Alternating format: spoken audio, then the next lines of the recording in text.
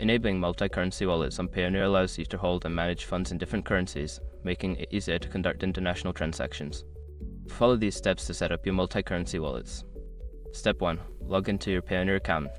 Before changing your settings, use the /com link in the description to open the password strength checker, then update your password if needed.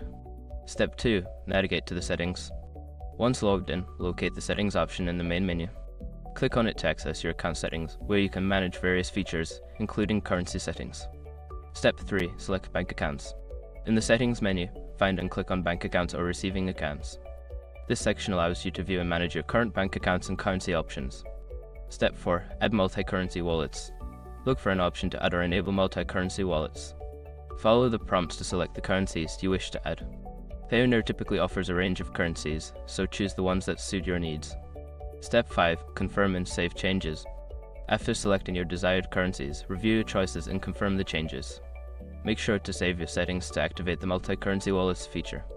Now you can manage multiple currencies within your Payoneer account, making international transactions more convenient.